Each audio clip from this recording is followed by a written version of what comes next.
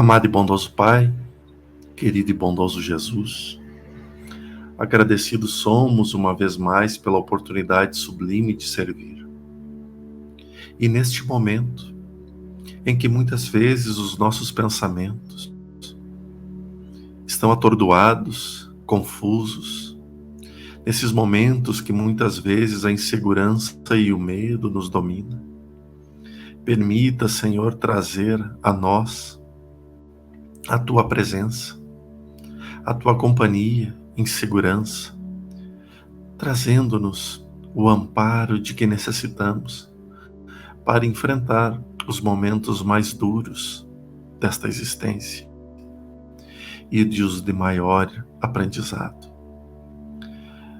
Iluminai e abençoai aqueles que amamos, mas trazei sempre a todos a Tua presença, como amigo, como orientador e como irmão.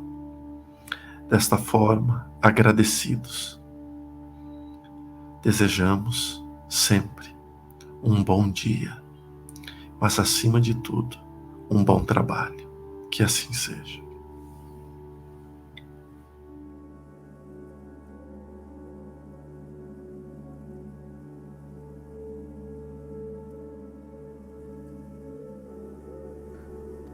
A coroa e as asas.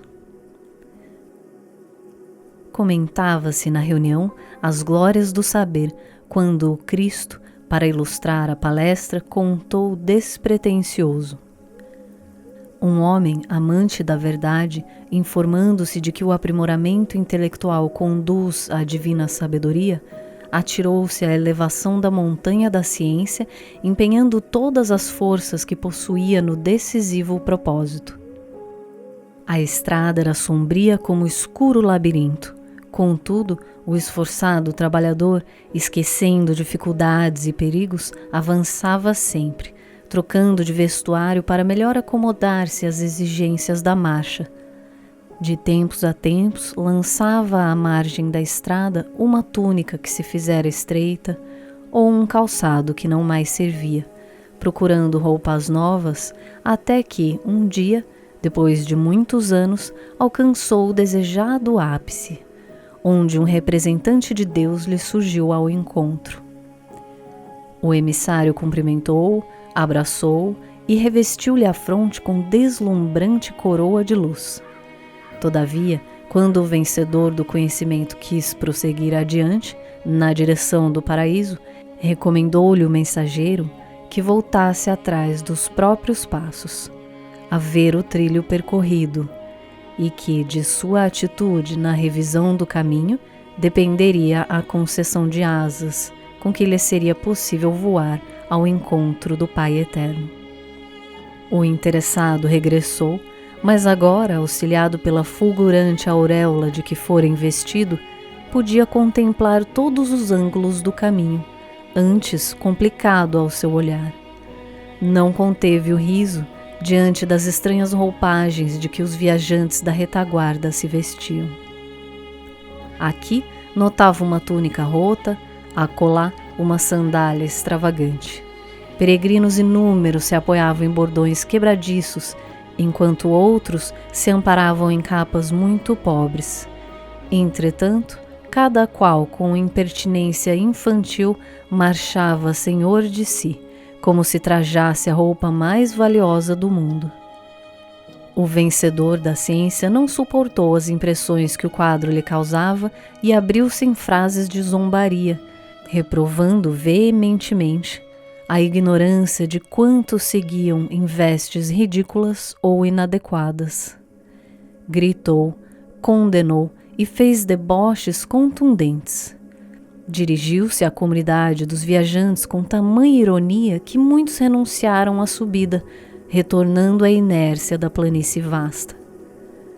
Após amaldiçoar a todos indistintamente, voltou o herói coroado ao cume do monte, na expectativa de partir sem demora ao encontro do Pai. Mas o anjo, muito triste, explicou-lhe que a roupagem dos outros, que lhe provocara tanto sarcasmo inútil, era aquela mesma de que ele se servira para elevar-se. ao tempo em que era frágil e semicego, e que as asas de luz com que deveria erguer-se ao trono divino somente lhe seriam dadas quando edificasse o amor no âmago do coração. Faltavam-lhe piedade e entendimento, que ele voltasse demoradamente ao caminho e auxiliasse os semelhantes, sem o que jamais conseguiria equilibrar-se no céu. Alguns minutos de silêncio seguiram-se indevassáveis. O mestre, todavia, imprimindo significativa ênfase às palavras, terminou: há muitas almas na terra ostentando a luminosa coroa da ciência, mas de coração adormecido na impiedade, salientando-se no sarcasmo pueril e na censura indevida. Envenenadas pela incompreensão, exigentes e cruéis, fulminam os companheiros mais fracos no entendimento ou na cultura, ao invés de estender as mãos fraternais, reconhecendo que também já foram assim, tateantes e imperfeitos.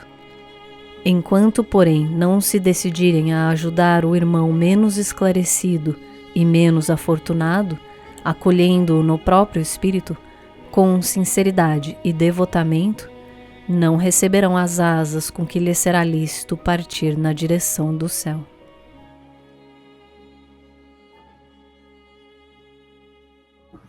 Quer começar, Robson? Quero sim. Essa lição, ela é bastante tocante, ao mesmo tempo que dá aquela puxadinha de orelha, né? Porque realmente, às vezes, a gente é esse viajante que não sabe ver o outro com generosidade, né? Mas eu acho que uma das coisas que fica para mim desse texto, né? Que é um texto escrito, né? Psicografado e que foi interpretado pela Aline dessa maneira linda, é esse lado, né? De a gente imaginar que conhecer vai bastar. Então ele sobe a montanha e lá ele adquire conhecimento, né? Adquire informações. Só que ele esquece como aplicar essas informações em benefício das outras pessoas, né? E talvez até dele mesmo. Porque você vê que ele nem fez autoanálise das próprias roupas, né? De quando ele estava fazendo a subida da montanha. Então ele não parou para olhar nem ele mesmo. E esse tipo de realidade, às vezes, é muito comum na nossa trajetória, né? Da gente, às vezes, focar tanto do lado de fora, com as metas que a gente quer atingir, com as coisas que a gente acha que vão fazer a gente feliz, que a gente para olhar o nosso próprio aproveitamento dessas coisas que a gente tem adquirido, né? A gente sempre acha que a saída vai ser avançar mais em termos de conhecer mais ou de possuir mais. Nem sempre a gente entende que eu aproveitar melhor o que eu já adquiri é um caminho importante também, né?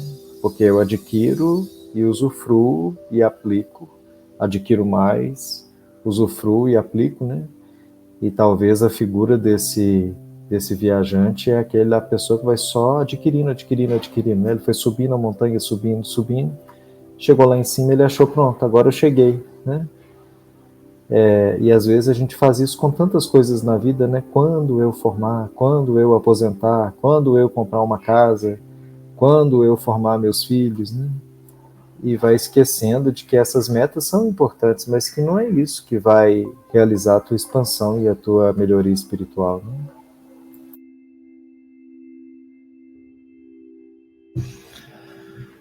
Nós temos tendência a não olhar para nós mesmos, né? Às vezes a gente liga no automático, assim, e eu estava aqui pensando até em relação à necessidade, né, que me levou a fazer psicoterapia, né, levar a uma terapia, que é estar tão absorvido no mundo que eu estava, que eu não conseguia olhar direito para alguns pontos da vida. Né? Então eu tinha, a gente de uma certa forma elege algumas situações e a gente vive aquelas, apagando outras, né? Que por vezes é dolorida, que por vezes é sofrida, a gente vai apagando, é uma defesa natural do corpo. E tu veja, ele não conseguiu observar ele mesmo, né?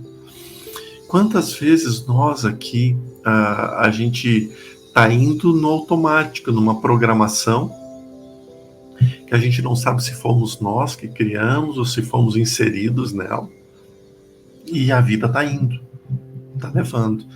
Então a gente vê as situações problemáticas, né? A gente vê tudo que está em volta, mas a gente não consegue se olhar no espelho para ver quais as situações que estão ao nosso redor, né, sendo trabalhadas, necessitando ser trabalhadas. Eu acho que essa mensagem ela vem com a intenção de nos alertar desse ponto falho, né, de se auto-olhar, né, de se preservar, de zelar por nós mesmos, né, de modo muito amplo. E eu acho que esse auto-olhar tem que responder algumas perguntas, né? A primeira delas, que todo terapeuta, já que você falou em terapia, faz, né? É aquela clássica, né? Quem sou eu? Quem sou eu, né? Assim, quais são as coisas importantes para eu me sentir bem, né? Quais são as coisas importantes para me sentir realizado? E essas são respostas que, é claro, cada pessoa vai ter uma resposta muito diferente da outra, né? E aí, quando eu consigo entender isso, de quem sou eu e o que é importante para mim, né? Ou o que eu quero, que é uma pergunta também que é muito fundamental, assim. Aí eu começo a entender aonde eu vou procurar respostas, porque antes disso é como se eu vou só andando pela vida, igual você disse, né, do modo automático, buscando coisas que me deixem alegres, e geralmente essas coisas são prazeres, né? Então, é como se eu vivo um automatismo atrás de oportunidades que me deem um prazer que me deixa alegre. Só que o prazer, a alegria que vem do prazer, ela é muito momentânea, né? É quase igual o prazer, por exemplo, assim, de eu tô com muita fome, aí tem uma refeição muito bacana, e eu comi aquilo, e aí fiquei super satisfeito. Pronto, tive um prazer, né? Tudo isso foi muito bom? Foi muito bom. É muito ruim passar fome, né? É muito ruim eu estar com fome esperando a hora do almoço e ele não fica pronto. Mas aquilo é fugaz, né? Vai durar um pouquinho e daqui a pouco está na hora do jantar e eu vou ter fome de novo. Então aquilo é como se fosse um ciclo que não é aquilo que é felicidade, que é uma resposta, né? É um prazer. E tem pessoas que isso, o sentido da vida vira essa busca de prazer, né? E aí vira um automatismo, que é sempre eu correndo atrás de um algo que vai me dar prazer, ou até aquilo ficar vazio, né? Por exemplo, se eu comi demais, aquilo para de me dar prazer, né? Ou até eu conseguir entender que isso aqui não está me levando em nada, eu estou repetindo esse ciclo, eu fico com fome, alimento uma coisa, passa a fome, fico com fome de novo, passa a fome de novo, né? O sentido da vida não pode ser esse, de buscar esse prazer que termina daqui a um pouquinho. E aí nessa busca, às vezes a gente se perde, porque é como se eu não conseguisse responder as questões essenciais, né? Quem sou eu e o que eu quero? E como seria importante a gente fazer essas perguntas, né? Por exemplo, essa pergunta que tu começou, quem sou eu? Uma vez por ano, pelo menos, para a gente ver o quanto a gente muda a visão de nós mesmos nesses períodos de tempo, né? Na verdade, é uma reflexão que, por mais que eu encontre uma resposta, vamos dizer que a pessoa fez, né, uma reflexão longa, conseguiu se conhecer, né, melhor do que o homem das vestes lá, mas daqui a pouco a resposta vai mudar, e tá tudo certo ela mudar, porque tem hora que esse quem sou eu é quem sou eu agora, né? Daqui a um ano, as minhas prioridades, as minhas dores, os meus problemas, os meus relacionamentos mudaram. Então é claro que a resposta vai mudar, né? Então o que eu quero hoje não quer dizer que daqui a um ano eu vou querer exatamente a mesma coisa. E tá tudo bem, só que tem gente que não entende isso, que tá tudo bem ser assim, né? A pessoa fica frustrada, porque parece que eu não tô, então, sabendo responder a pergunta, mas é porque essa pergunta Não é uma pergunta igual prova de matemática, que tem a letra certa que eu vou tirar 10. É uma pergunta igual do GPS, né? Qual é o próximo passo para a próxima curva?